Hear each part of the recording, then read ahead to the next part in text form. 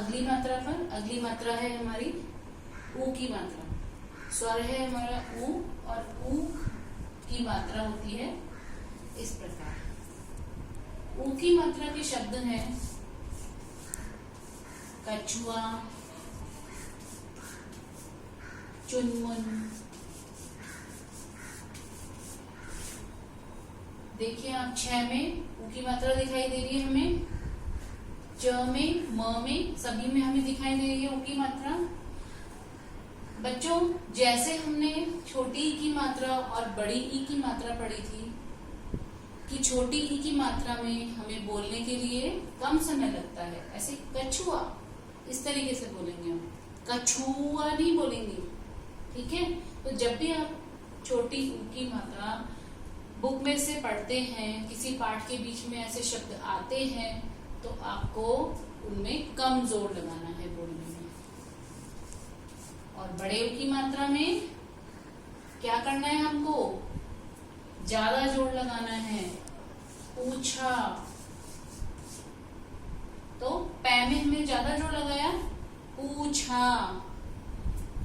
ऐसे ही अन्य उदाहरण है चाकू, चाकू, चाकू नहीं, चाकू ऐसे नहीं बोला, चाकू।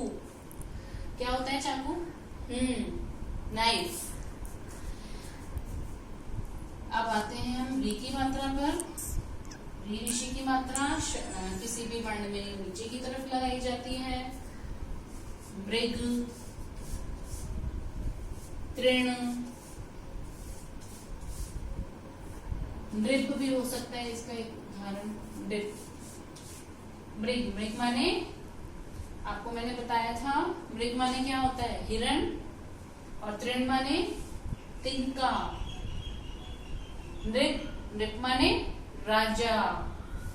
ये सभी शब्द आप फर्स्ट क्लास में भी पढ़ चुके हैं बच्चों मुझसे, तो आपको इनके अर्थों को भी याद रखना है, क्योंकि री की मात्रा के कुछ ही उदाहरण हैं जो ज्यादातर हम भाषा में प्रयोग करते हैं। अगला है हमारा ए की मात्रा। ए की मात्रा व्यंजन के ऊपर लगाई जाती है। रेखा, देखा, मेला, ऐसे कुछ उदाहरण हैं। रेखा में रे के ऊपर मात्रा लगी हुई है और देखा में दे के ऊपर। ऐसे ही ऐ की मात्रा, ऐ की मात्रा में 2 चिन्ह लगाए जाते हैं ऊपर। मैना, क्या होता है मैना? एक बर्ड होता है, एक पक्षी होता है मैना।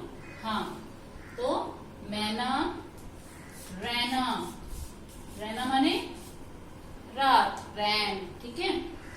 तो वैसे तो इस मात्रा का सही उच्चारण अगर हम करते हैं तो मैना नहीं बोलेंगे, हम इसे मैना बोलेंगे। रैना नहीं बोलेंगे, हम इसे रैना बोलेंगे।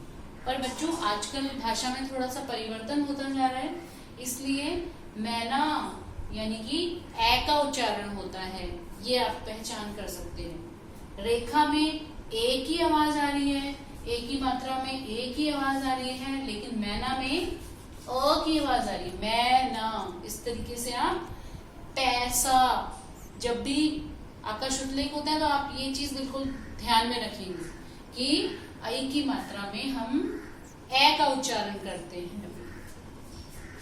अगला व्यंजन, अगला स्वर है हमारा ओ। ओ की मात्रा पर आते हैं। ओ की मात्रा है इस प्रकार, मोर, शोर, ये इसके उदाहरण है। औ की मात्रा, औ और औ की मात्रा, उदाहरण कौआ। क्या करता है कौआ? काव काव की आवाज करता है। बर्ड है ये, कैसे रंग का होता है? काले रंग का। लेकिन आवाज कैसी होती है इसकी? बहुत कड़वी। और कोयल की बहुत मीठी आवाज होती है। अच्छा, कोयल में मात्रा कौन सी लगती है? ओ की मात्रा लगती है, तो हम कोयल को यहाँ लिख देते हैं। ठीक है। और कोयल की आवाज कैसी होती है बच्चों? बहुत मीठी, कुहू कुहू करके बोलती है वो। अभी इन दिनों में बहुत कोयल की आवाज आ रही होगी, जिन जिन बच्चों के घर के आसपास थोड़ी हरियाली है। तो कोयल कब बोलती है? जब आम का मौसम आता है, पता है आपको?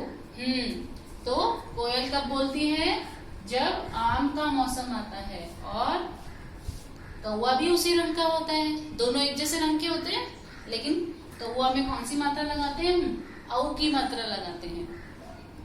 ठीक है, दोनों एक जैसे दिखाई देते हैं, लेकिन दोनों में डिफरेंस कैसे पता चलता है?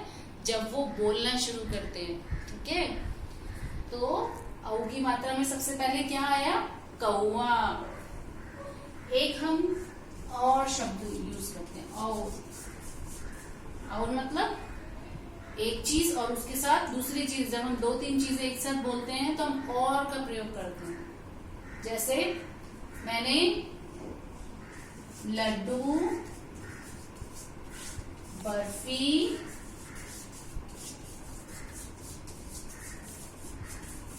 और समोसे खाए।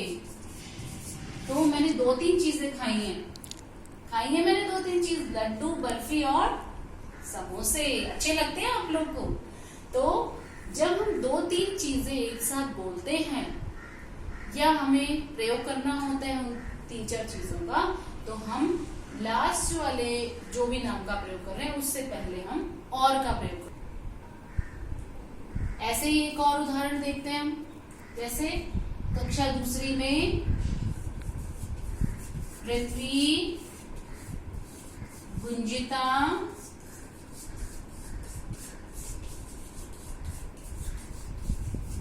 और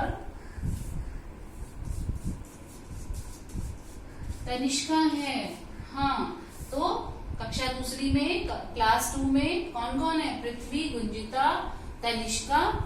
तो जब हम 3 नाम का प्रयोग कर रहे हैं तो और का प्रयोग कर रहे हैं। आप बहुत सारे बच्चे हो वैसे सेकंड क्लास में, लेकिन अभी मैं आपको एक उदाहरण बताती हूँ। तो 3 नाम बोले हैं हमने, तो बीच में हमने किसका प्रयोग कर दिया? लास्ट वाले शब्द से पहले और का प्रयोग कर दिया। ठीक है, तो और में कौन सी मात्रा लगती है? औ की मात्रा लगती है। तो बच्चों ये हुई आपकी मात्राएं। अब हम चलते हैं अनुस्वार पे। अनुस्वार कल मैंने आपको वर्णमाला में समझाया था। अनुस्वार क्या होता है? अनुस्वार किसी भी व्यंजन के ऊपर जब हम बिंदी का प्रयोग करते हैं, अंग से अंगूर पढ़ा है ना आपने, अभी फर्स्ट क्लास तक यही पढ़ रहे थे हम, अंग से अंगूर। तो इसको हम किसी भी व्यंजन के ऊपर लगाया जाता है जो अंग की मात्रा है। और इसके उदाहरण हैं हंस, कंघा। कंघा माने कॉम, तो हंस, कंघा। रंग, रंग माने कलर्स। अब है अनुनासिक। अनुनासिक, अनुनासिक जो है वो उसकी मात्रा है ये चंद्र बिंदु, जिसको हम बोलते हैं चंद्र बिंदु को ही हम बोलते हैं अनुनासिक। अनुनासिक जिस स्वर के उच्चारण में मुंह के साथ साथ नासिक मतलब नाक का भी प्रयोग हो रहा है। नासिक का मतलब नाक। नाक को क्या बोलते हैं? हमारी नोज को क्या बोलते हैं? नासिक। तो अनुनासिक, इसीलिए हम इसे अनुनासिक कहते हैं, क्योंकि मुंह के साथ साथ हमारी नाक भी उसमें काम करती है। जैसे कि आंख, चांद, ठीक है, सांप, 5। इस तरीके से इसके उदाहरण आप बोल कर देखिए तो आपको पता चलेगा कि मुंह के साथ साथ हमारी नाक भी काम कर रही है। फिर से उच्चारण करिए एक बार। आंख, 5, सांप, चांद, इस तरीके से हम लिखते हैं यहाँ उच्चारण। सांप, आंख, आगे बढ़ते हैं हम। ये हमारी स्वर और मात्राएं पूरी हो चुकी हैं।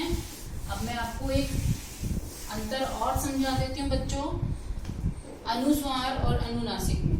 अब कुछ बच्चे जहाँ पे अनुस्वार का प्रयोग करना होता है तो उसको अनुनासिक लिख देते हैं। जैसे कुछ बच्चे हंस, हंस को ऐसे लिख देते हैं हंस, तो ये सही रूप नहीं है। जब आप हंस लिख रहे हैं तो नाक से आवाज नहीं आ रही है, हंस हंस बोल के देखो। हंस में नाक से आवाज नहीं आ रही है तो हंस को आपको ऐसे लिखना है। सिर्फ बिंदी लगानी है, सिर्फ अनुस्वार का प्रयोग करना है। ये हंस है और ये क्या है, आप इसको पढ़ के देखो, चंद्र बिंदु बोलकर देखो। ये है हंस, हंसना जिसको बोलते हैं ना, हंसना, लाफ करना, इसको हम बोलते हैं हंसना। हंसना नाक से बोल के देखो, हाँ। तो सही चिन्ह का प्रयोग करना है। अनुस्वार की जगह अनुनासिक नहीं लगाना है और अनुनासिक की जगह अनुस्वार भी नहीं लगाना है। ठीक है, तो ये हमारे स्वर पूरे हो गए हैं और स्वरों की मात्राएं भी आप पढ़ चुके हैं। तो बच्चों, अब हमारी मात्राएं पूरी हो गई हैं। आज फिर से हम एक और गेम खेलें। हाँ, आज हम फिर से एक और गेम खेलते हैं। चलिए बोर्ड रख कर देते हैं।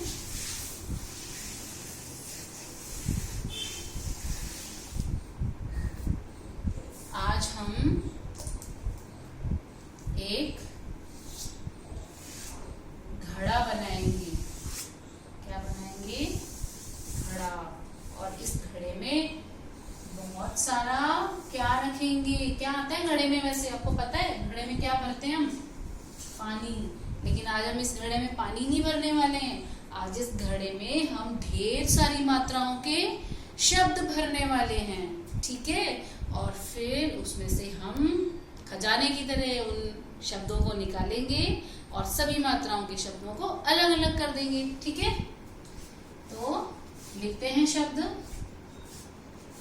ये पानी भर दिया है हमने। पानी है क्या? नहीं। क्या है ये? शब्द हैं, जैसे कि रंग, सुमन,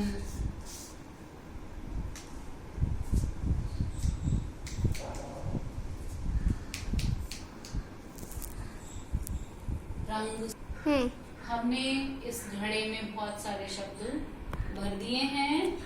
अब हमको क्या करना है इस गेम में बताएंगे?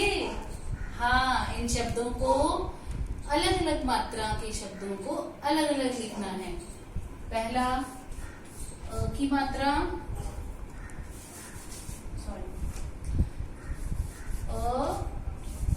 हम यहाँ लिख लेते हैं। छोटी ई, बड़ी ई, ऊ, बड़ा ऊ, ए, आई,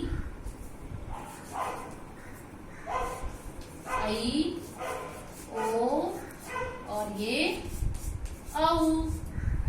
अब अ वाले शब्द तो इसमें हमने लिखे ही नहीं है, इसलिए हम अ खाली छोड़ देते हैं। आ की मात्रा के शब्द परी। परी में कौन सी मात्रा है? परी में बड़ी ई की मात्रा है।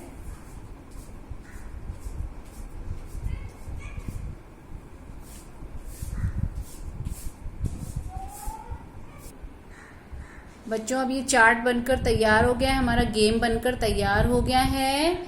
आप लोग इसको अपनी कॉपी में अपने मम्मी या पापा के साथ खेलेंगे और ये वर्क करके मुझे व्हाट्सएप करेंगे। ठीक है, आज मैं इन शब्दों को आपको अलग करके नहीं बता रही हूँ, आपको अपने आप करना है। मैम ने आपको सभी मात्राएं समझा दी हैं। अब आप इस वर्क को कॉपी में करेंगे। बाय।